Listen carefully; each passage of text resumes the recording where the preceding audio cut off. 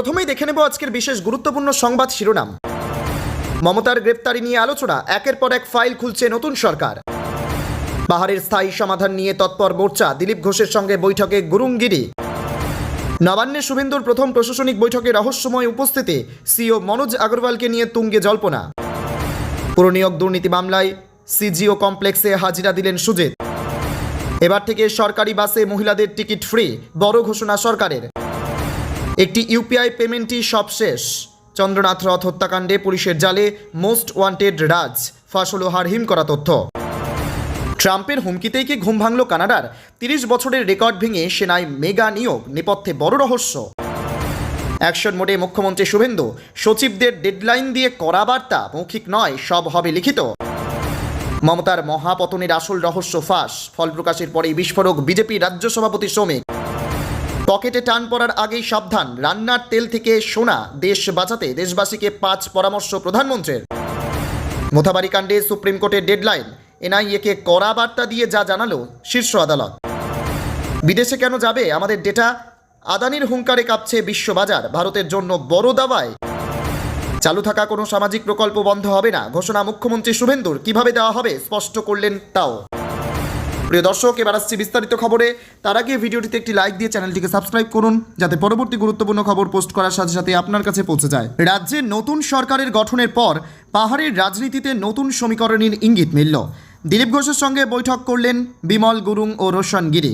দার্জিলিং, পাহাড়, তরাই ও ডুয়ার্সের ভবিষ্যৎ রাজনৈতিক পরিস্থিতি নিয়ে এই বৈঠকে যথেষ্ট গুরুত্বপূর্ণ বলেই মনে করছে রাজনৈতিক মহল। বিধানসভা নির্বাচনে পাহাড়ের 3টি আসনেই জোটের সাফল্যের পর মোর্চা নেতৃত্ব পাহাড়ের স্থায়ী রাজনৈতিক সমাধানের দাবিকে আরও জোরালো করেছে।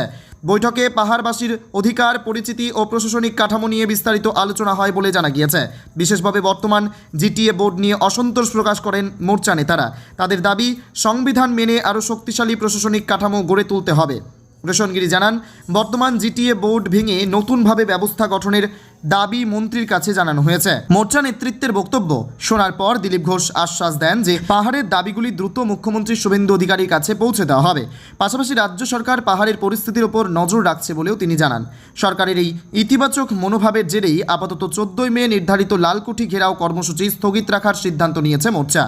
অন্যদিকে ভারতীয় গোর্খা প্রজাতান্ত্রিক মোর্চা সুপ্রিমো অনিত থাপা চিঠি পাঠিয়ে নতুন মুখ্যমন্ত্রীকে শুভেচ্ছা জানিয়ে পাহাড়ে শান্তি ও উন্নয়নের ধারা বজায় রাখার উপর জোর দিয়েছেন। তিনি বলেন, 2017 অশান্তির পর পাহাড়ে স্থিতিশীলতা ফিরেছে এবং পর্যটন শিল্পও ঘুরে দাঁড়িয়েছে।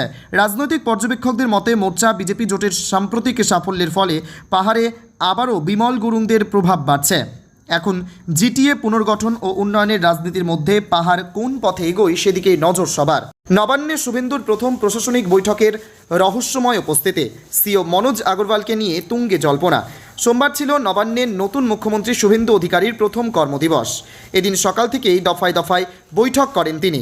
মন্ত্রিসভার বৈঠক থেকে শুরু করে জেলাশাসক ও পুলিশ কর্তাদের নিয়ে পর্যালোচনা ছিল ঠাসা কর্মসূচি, কিন্তু সব ছাপিয়ে নজর কেড়েছে একটি বিশেষ উপস্থিতি। প্রশাসনের শীর্ষ আধিকারিকদের নিয়ে করা বৈঠকে উপস্থিত ছিলেন রাজ্যের মুখ্য নির্বাচনী আধিকারিক মনোজ আগরওয়াল। নিয়ম অনুযায়ী মুখ্যমন্ত্রীর প্রশাসনিক বৈঠকে নির্বাচন কমিশনের কোনো পদাধিকারী থাকার কথা নয়। মনোজ বর্তমানে রাজ্য সরকারের কোনো পদে নেই, তিনি সরাসরি কমিশনের অধীনে কর্মরত। এই পরিস্থিতিতে নবান্নের 14 তলায় শুভেন্দুর পাশে তার উপস্থিতি নিয়ে রহস্য দানা বেঁধেছে। প্রশাসনিক মহলের একাংশের মতে মনোজকে অদূর ভবিষ্যতে রাজ্য প্রশাসনের কোনো অত্যন্ত গুরুত্বপূর্ণ পদে বসাতে পারেন মুখ্যমন্ত্রী। ফলতার ভোট এবং পরবর্তী সমীকরণ, তবে এই নিয়োগ এখনই সম্ভব নয়। আগামী 21 মে দক্ষিণ 24 পরগনার ফলতা বিধানসভা কেন্দ্রে পুনরায় ভোট গ্রহণ। অনিয়মের অভিযোগে নির্বাচন কমিশন ওই কেন্দ্রের ভোট বাতিল করেছিল। 25 মে ফল ঘোষণার পর মনোজ সিওর দায়িত্ব থেকে মুক্ত হতে পারেন।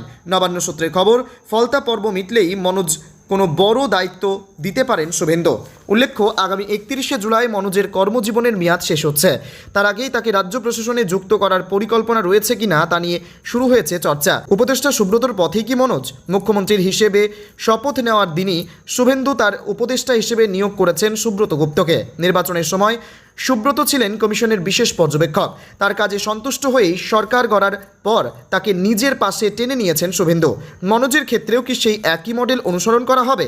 নির্বাচন সুষ্ঠুভাবে পরিচালনা করার পুরস্কার হিসেবে কি তিনিও পাবেন নবান্নের কোনো শীর্ষ পদ? নবান্ন বা রাজ্য প্রশাসনের তরফে এখনও এই নিয়ে আনুষ্ঠানিক কোনো ঘোষণা করা হয়নি। তবে শুভেন্দুর জামানায় যে আমলাতান্ত্রিক কাঠামোয় বড়সড় রদবদল ঘটতে চলেছে মনোজ আগরওয়ালের উপস্থিতি তারই আগাম সংকেত বলে মনে করছে বিশেষজ্ঞরা। এবার থেকে সরকারি বাসে মহিলাদের টিকিট ফ্রি বড় ঘোষণা সরকারের। প্রতিশ্রুতি ছিল, সংকল্পপত্রে অঙ্গীকার ছিল। বিজেপি সংকল্পপত্রে প্রতিশ্রুতি দেওয়া হয়েছে ক্ষমতায় এলে সরকারি বাসে মহিলাদের টিকিট ফ্রি করে দেওয়া হবে। কথা মতোই ক্ষমতায় এসে এই সিদ্ধান্ত নিল। বিভিন্ন রাজ্যে মহিলাদের জন্য সরকারি বাসে বিনামূল্যে যাতায়াতের সুবিধা চালু করা হয়েছে। এবার পশ্চিমবঙ্গেও এই সুবিধা দেওয়া হচ্ছে। আর কোন রাজ্যে এই প্রকল্প আছে? দিল্লি। এখানে মহিলারা সরকারি বাসে বিনামূল্যে ভ্রমণ করতে পারেন। তবে পিঙ্ক টিকিট ব্যবস্থা পরিবর্তন করে পিঙ্ক সহেলি স্মার্ট কার্ড চালু করার পরিকল্পনা রয়েছে অন্ধ্রপ্রদেশ। স্ত্রী শক্তি প্রকল্পের আওতায় 15 আগস্ট 2025 থেকে সরকারি বাসে মহিলাদের ফ্রি ভ্রমণ চালু হয়েছে তামিলনাড়ু। এখানে সাধারণ সরকারি বাসে মহিলাদের জন্য বিনামূল্যে ভ্রমণের ব্যবস্থা রয়েছে কর্ণাটক। এখানে শক্তি প্রকল্পের আওতায় মহিলারা সরকারি বাসে বিনামূল্যে যাতায়াত করতে পারেন। 2024 সালের রাজ্য নির্বাচনের প্রচারে কেন্দ্রীয় স্বরাষ্ট্রমন্ত্রী অমিত শাহ প্রতিশ্রুতি দিয়েছেন যে পশ্চিমবঙ্গে বিজেপি সরকার গঠিত হলে সরকারি বাসে মহিলাদের যাতায়াত বিনামূল্যে করা হবে। এবার তা কার্যকর হতে চলেছে। সরকার গঠনের পর একের পর এক জনকল্যাণমূলক সিদ্ধান্ত নিচ্ছেন মুখ্যমন্ত্রী শুভেন্দু অধিকারী। নির্বাচনের আগে ইস্তেহারে অমিত শাহ জানিয়েছিলেন যে বিজেপি ক্ষমতায় এলে মহিলাদেরকে সরকারি বাসে সম্পূর্ণ বিনামূল্যে যাতায়াত করার সুবিধা দেওয়া হবে। এ কথাই রাখলেন শুভেন্দু অধিকারী। তিনি স্পষ্ট জানিয়ে দিলেন, আগামী 1 জুন থেকে মহিলাদের সরকারি বাসে কোনো রকম ভাড়া লাগবে না, বিনামূল্যে তারা যাতায়াত করতে পারবেন। সরকার গঠনের পর মহিলাদের মনে একটাই প্রশ্ন ঘুরপাক খাচ্ছিল যে লক্ষ্মীর ভাণ্ডার পাওয়া যাবে কিনা। ক্ষমতায় আসার আগে বিজেপি প্রতিশ্রুতি দিয়েছিল যদি বাংলায় এবার তারা ক্ষমতায় আসে তাহলে লক্ষ্মীর ভাণ্ডারের বদলে প্রতি মাসে অন্নপূর্ণা ভাণ্ডারের বাবদ মহিলাদেরকে 3000 টাকা করে দেওয়া হবে। শুভেন্দু অধিকারী বলেন, প্রধানমন্ত্রী যে ঘোষণা করেছিলেন তা পালন করবে এই সরকার। আগে থেকে চালু কোনো সামাজিক প্রকল্প বন্ধ হবে না। প্রথম মন্ত্রিসভা বৈঠকের পরেই স্পষ্ট জানিয়ে দিলেন মুখ্যমন্ত্রী, কোনো বিদেশি এই প্রকল্পের সুবিধা পাওয়া উচিত নয়, এমনটাও জানিয়ে দিলেন। একটি ইউপিআই পেমেন্টেই সব শেষ। চন্দ্রনাথ রথ হত্যাকাণ্ডে পুলিশের জালে মোস্ট ওয়ান্টেড রাজ। ফাঁস হলো হারহিম করা তথ্য। অপরাধ করে পার পাওয়া যে এখন আর সহজ নয় তা ফের প্রমাণ করে দিল পুলিশ। চন্দ্রনাথ রথ হত্যাকাণ্ডে প্রথম অভিযুক্ত রাজ সিংকে গ্রেপ্তার করার পর উঠে এলো একের পর এক চাঞ্চল্যকর তথ্য। তদন্তকারীরা জানিয়েছেন, কোনো সিসিটিভি বা প্রত্যক্ষদর্শী নয়, বরং একটি ডিজিটাল পেমেন্ট বা ইউপিআই লেনদেনের সূত্র ধরেই ঘাতকের হদিশ পেয়েছে পুলিশ। ডিজিটাল ট্র্যাপে পা।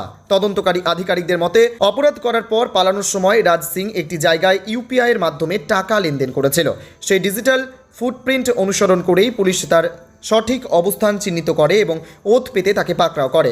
আধুনিক প্রযুক্তির এই ব্যবহারই চন্দ্রনাথ রথ হত্যা মামলার জট খুলে দিল নিমিষেই। পুরনো পাপি রাজ সিং গ্রেপ্তারের পর রাজ সিংয়ের অতীত ঘাটতেও গিয়ে রীতিমতো চক্ষু চরকগাছ পুলিশের। জানা গিয়েছে রাজ কোনো সাধারণ অপরাধী নয়, তার বিরুদ্ধে এর আগেও বিভিন্ন থানায় 12টির বেশি গুরুতর অপরাধের মামলা রয়েছে। চুরি, ছিনতাই থেকে শুরু করে তোলাবাজি অপরাধের দুনিয়ায় রাজ সিং এক পরিচিত নাম। এতগুলো মামলা থাকা সত্ত্বেও সে কিভাবে প্রকাশ্যে ঘুরে বেড়াচ্ছিল এবং চন্দ্রনাথের মতো ব্যক্তিকে টার্গেট করলো তা নিয়ে বড়সড় প্রশ্ন উঠতে শুরু করেছে। তদন্তে আর কি মিলল?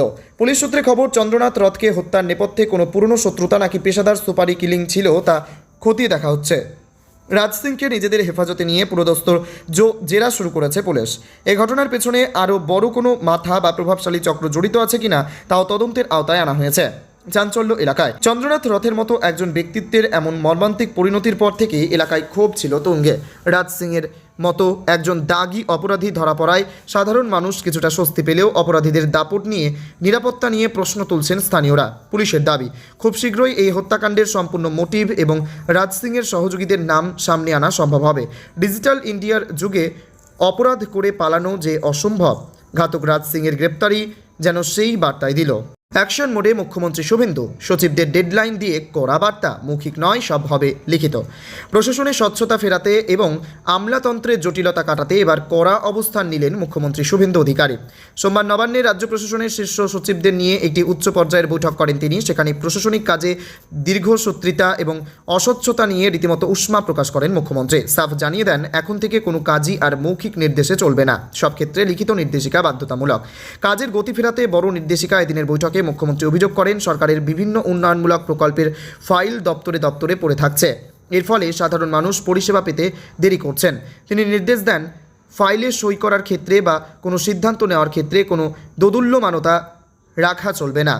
প্রতিটি দপ্তরের সচিবদের নির্দিষ্ট সময়ের মধ্যে কাজ শেষ করার ডেডলাইন বেঁধে দিয়েছেন তিনি। স্বচ্ছতায় জোর। মৌখিক আর নয়। বৈঠকের সবচেয়ে আলোচিত বিষয় ছিল মুখ্যমন্ত্রীর কড়া হুঁশিয়ারি।